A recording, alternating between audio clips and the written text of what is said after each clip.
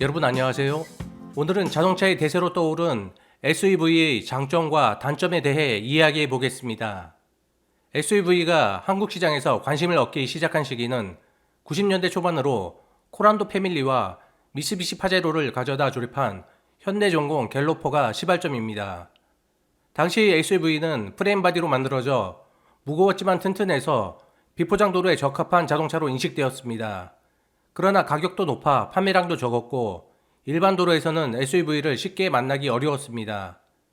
90년대 초 승용 세단에 쓰였던 모노코크 바디 기술은 지금처럼 복합 소재인 고장력 강판이나 아엽 녹은 강판을 거의 사용하지 않아 쉽게 녹슬고 차량 충돌 시 승객실조차 원형을 유지하지 못할 정도로 강성이 떨어졌습니다. 프레임 바디를 사용한 당시 SUV들은 두꺼운 철로 만들어진 프레임이 부식으로 약해지는 시간이 모노코크 바디에 비해 훨씬 길었으며 90년대의 모노코크 바디 세단들과 충돌해도 더 잘 버텼기에 모노코크 바디에 고강성 복합 소재가 사용되기 전까지는 프레임 바디를 가진 SUV가 더 튼튼하고 내구성이 좋으며 안전한 자동차로 인식되어 왔습니다. 시간이 지나 높은 강성을 가진 고장력 강판을 초고압 프레스로 찍어내는 기술이 발전하면서 고장력 강판이 모노코크 바디 세단 자동차에 적용되기 시작하였고 강성과 충돌 안정성이 급격히 올라가게 되었으며 발전된 모노코크 바디는 SUV에도 적용되기 시작합니다. 세계 최초로 모노코크 바디를 채용한 SUV는 1993년의 도요타 RAV4인데요.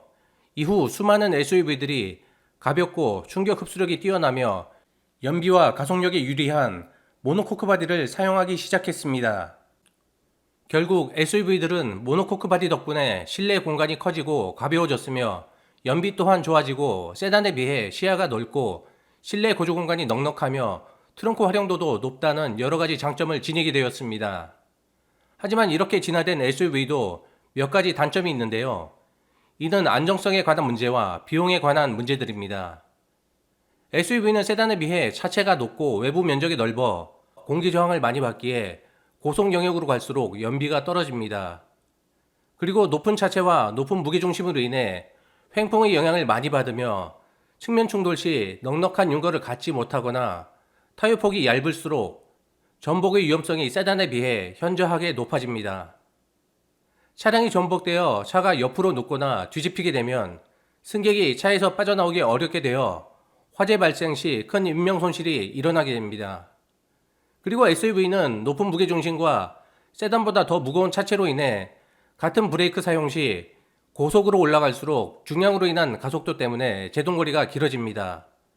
여기에 무게중심이 높은 SUV는 차량 앞에 물체가 튀어나와 급히 회피 기동을 하게 될 경우 세단보다 사고로 이어질 가능성이 높습니다. SUV는 같은 세단 승용차의 셰시로 만들어지는데 차체의 면적이 넓어 같은 휠베이스의 셰시를 사용한 세단보다 제작 가격이 높다는 단점도 있습니다. 또한 SUV는 큰 차체로 인해 손세차를 하려면 세단보다 더 큰 노력과 시간이 필요하며 좌석의 높이가 높아 바퀴축 중심에서 멀어진 탑승자는 세단보다 차체의 앞뒤, 좌우 흔들림을 더 크게 느끼게 됩니다. 자세히 SUV를 살펴보면 장점보다는 단점이 훨씬 많은데요.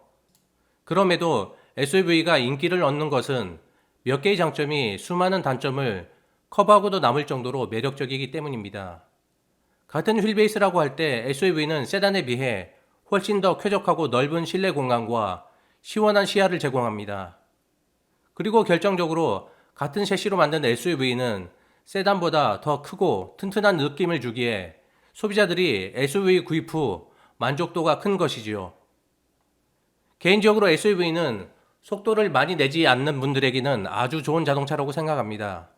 하지만 돌발 상황에서의 주행 안정성과 고속 안정성을 추구한다면 세단 쪽을 구입하시는 것이 좋습니다. 마지막으로 최신 SUV들은 높아진 승차감, 진화된 차체 제어 장치로 회피 기동 및 주행 안정성에서 과거의 SUV들보다 안정성이 크게 좋아져 세단과의 격차를 크게 좁혔다는 부분을 말씀드리고 싶습니다. 감사합니다.